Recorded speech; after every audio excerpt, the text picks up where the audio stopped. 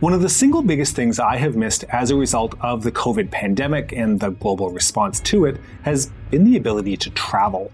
Not that I go places very often, but not even having the option to travel if I wanted is something that's rather new to me. It's something that, for the most part in the West, we very much take for granted, that the option to travel to most places on the globe are there and all we need to do is pay to access them. That was a luxury, however, that didn't openly exist in the Soviet Union. Its closed borders were very much interested in not only controlling who came in, but who went out as well. But Soviet workers still earned vacation time. They took holidays. Foreigners could visit the Soviet Union. I'm your host, David, and this week we're going to take a look at travel and tourism in the USSR. Don't worry, it isn't a hotel and restaurant review. This is the Cold War.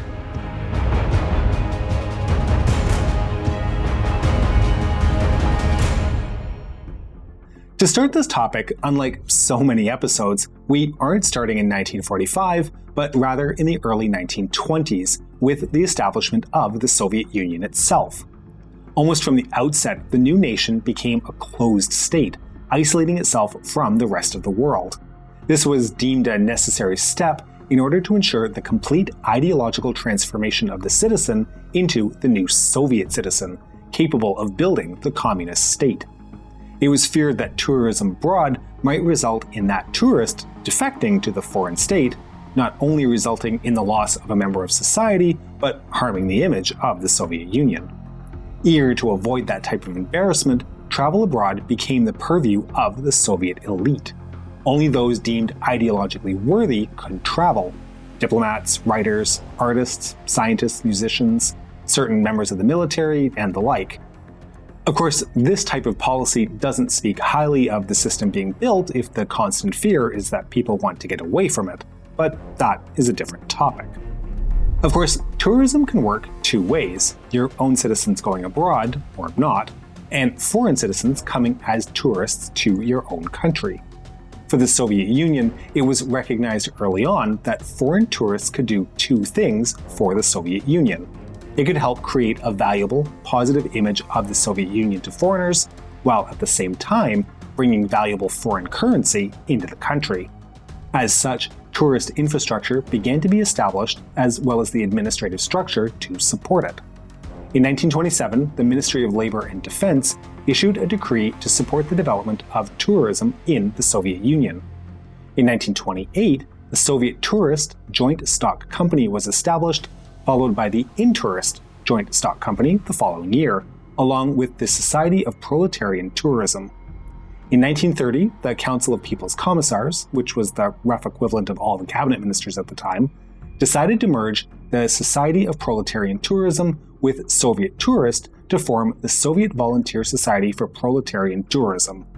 This was the organization with responsibility for domestic tourism in the Soviet Union, and given that it was formed at the behest of the Cabinet of Ministers, it actually demonstrates that the Soviet government was paying attention to the welfare of the people. But the organization which arguably had the greater importance was Intourist. Intourist, which was a contraction of the Russian for international tourism, Inostranny Turist, was in essence a travel agency, and along with its creation, it was given a monopoly on the sale of tours to the USSR. Essentially, if someone wanted to visit the Soviet Union, it needed to be done through an Intourist office. Now, keep in mind that at the time Intourist was established, the Soviet Union was projecting itself to the world as a new and unique state, building a workers' paradise. Hoping to capitalize on their position, Intourist promoted itself using such slogans as, "It's not just a trip, it's a trip into a new world." Of course, in the early years, Intourist lacked its own infrastructure. That changed when, in February of 1933, the Presidium of the USSR Central Executive Committee passed a special decree merging the Hotel All-Union Joint Stock Company with Intourist, giving it access to 27 hotels, 26 restaurants, and even over 300 cars. With this newfound ability to cater to and exert control over the itineraries of tourists, Intourist opened offices in the United Kingdom, Germany, and in the United States, all with the aim of attracting tourists to visit the Soviet Union. On offer were structured visits to various locations, the most popular being Moscow and Leningrad, but it was also found that cruises of the Volga River and around the Crimea were quite popular. And Intourist found success. From an annual financial turnover of 48 million rubles in 1932, by 1938 it had increased to 96 million rubles. And just how many people did that mean visited the USSR? Well, this number is a bit more vague, with recorded numbers ranging anywhere between about 130,000 people and almost a million people visiting between 1929 and 1939. And then the war happened. As you can imagine, Intourist did very little business during the Great Patriotic War, or even after 1945. The increasing tensions of the deepening Cold War, as well as the paranoia of Stalin, largely kept those from the West from visiting. But tourism did change. While before the war, Soviet citizens couldn't travel abroad, the establishment of the socialist bloc meant there was now a group of friendly countries where Soviet citizens wouldn't have their ideological convictions challenged. As the Cold War progressed, this degree of openness actually increased, with some neutral countries like India being added to the allowed countries list. Of course, this doesn't mean that it was easy for Soviet citizens to travel, just easier than it had been before. Numerous obstacles remained as citizens needed to get permission to travel. To begin with, the applicant needed an appropriate family record. This meant that they had no relatives living abroad and no relatives that had been declared enemies of the people or had been convicted of collaborating with the enemy during the Great Patriotic War. If the applicant was Jewish, the chances of being approved to travel were also diminished. Being married, on the other hand, improved the applicant's chances. This was based on the idea that having family still in the Soviet Union was considered a form of guarantee that the traveler would return. For younger citizens, membership in the Komsomol, the communist youth organization, increased the chances again of being approved to travel. To actually apply, the citizen needed to complete a long and detailed form which the security service would use to verify the trustworthiness of the applicant and ferret out any deception. Letters of recommendation from the applicant's work were a necessary part of the process, and the approval signatures of the head of department, the company director, the head of the local union, as well as the secretary of the local Communist Party branch were all necessary. So clearly, this is a long and complicated process, which very much relied on the applicant having a good relationship with each of the people whose signature was required. In general, the most difficult part was obtaining the signature of the party's secretary. This was because each application was actually discussed during a party meeting, and questions from everyone in attendance would be expected, often difficult questions. If the applicant passed all of these hurdles, the application was forwarded to the KGB offices in Moscow for review and verification. Then, if their approval was given, the applicant had to meet with KGB officials, where lectures were given informing and advising them of potential provocations from imperialist spies, as well as generally warning the future traveler to be on their best behavior. Once abroad, Soviet travelers were required to remain in fixed groups, so KGB agents could keep them under constant surveillance. This was done to both ensure the Soviet citizen wasn't in contact with agents of the West, but also to ensure that they didn't try and defect. And the controls didn't stop there. As a result of foreign currency deficits in the Soviet Union, travelers were only allowed to leave the USSR with the equivalent to between 15 and 20 US dollars, which certainly would put a crimp in any vacation spending I've ever done. But the average Soviet traveler also figured out how to circumvent this restriction and still have the ability to buy goods abroad that they couldn't get at home. Instead of bringing cash with them, they brought Soviet goods like binoculars, watches, vodka, champagne, irons, and cigarettes, which they could then exchange for in-demand foreign items, including perfume, clothing, and especially jeans. Sometimes these items would be kept upon returning to the motherland, but often they would be sold on the black market, making the ability to travel abroad a lucrative opportunity. So yeah, international tourism for the average Soviet citizen was a difficult prospect. But domestic tourism was a much more accessible option. As the standard of living increased in the 1950s and the 1960s, the result of efforts made by men such as Khrushchev, people had access to more disposable income than they'd had in the past, which many used to go on domestic vacations. Internal tourism became a part of the social package that citizens could take advantage of. As rewards for good work and service to the state, people could travel to resorts that had been created on the shores of the Black Sea and the Aral Sea. Hotels, sanatoriums, and even full-on resorts were built and proved to be very popular destinations. The resorts themselves were often owned by groups like the Communist Party, unions, and the central or local governments. For members of these organizations, travel packages could cost as little as 10 to 20% of the real cost. This obviously went a long way towards making tourism and vacationing more affordable for a Soviet citizen. Now, let's move back to in-tourist and foreign tourists visiting the USSR. As with so many things, Stalin's death in 1953 was a pivotal moment.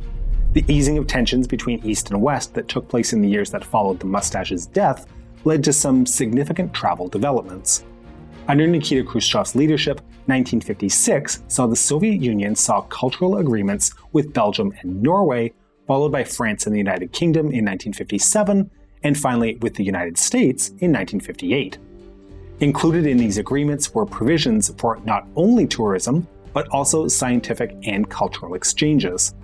It's estimated that between 1958 and 1988, over 50,000 Soviet citizens were able to visit the United States as part of these exchanges. While not true tourists, these visits allowed a segment of Soviet society to travel and see parts of the world they would otherwise never have been able to.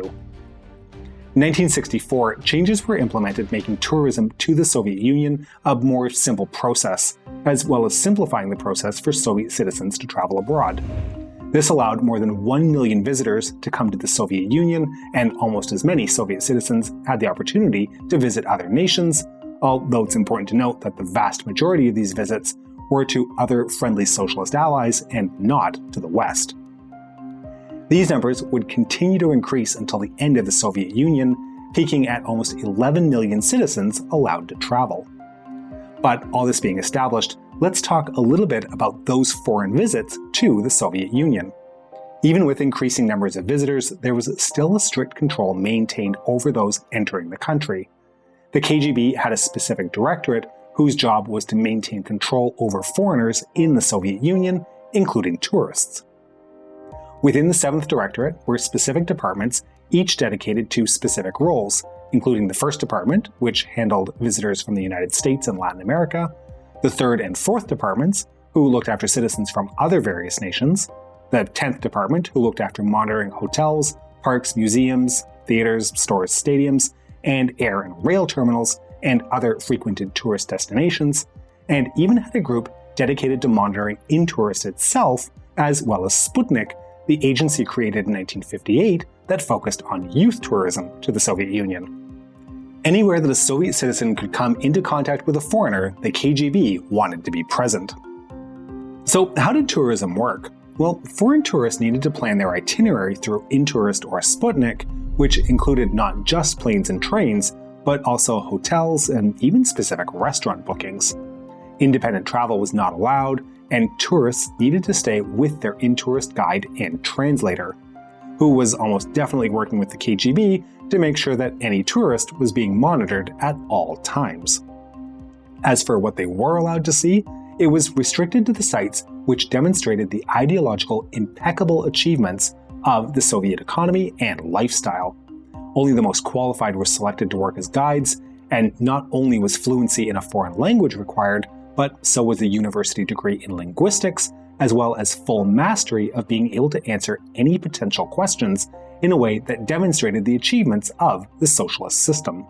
If any of you watching this ever participated in an in-tourist tour, or even better, if you were a guide, we'd love to hear from you and your experiences. Okay, so what did foreign tourists think of their time in the Soviet Union and of what they saw via Intourist?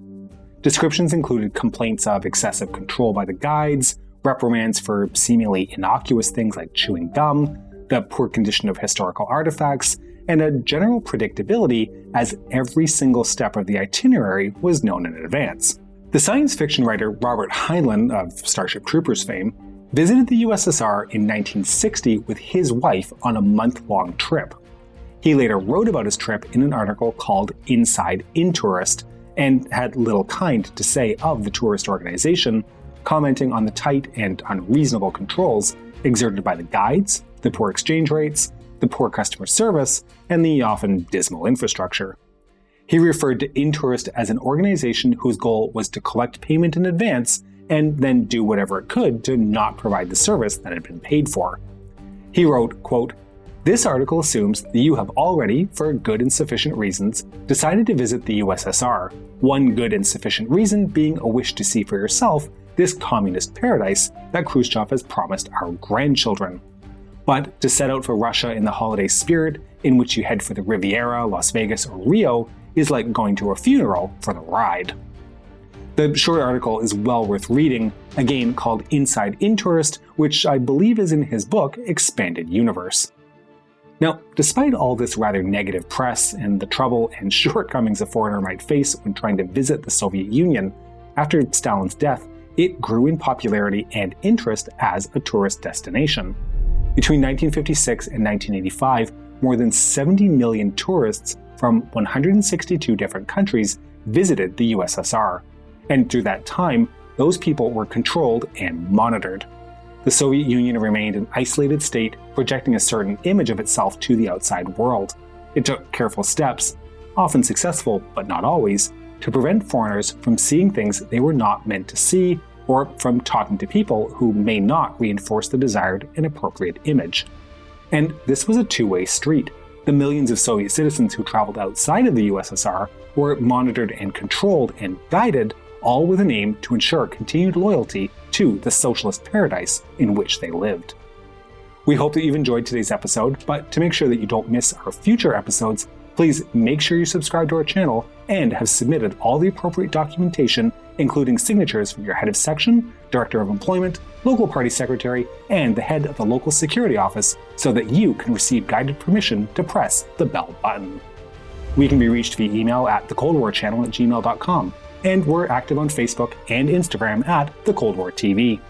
If you enjoy our work, please consider supporting us via www.patreon.com/thecoldwar or through YouTube membership.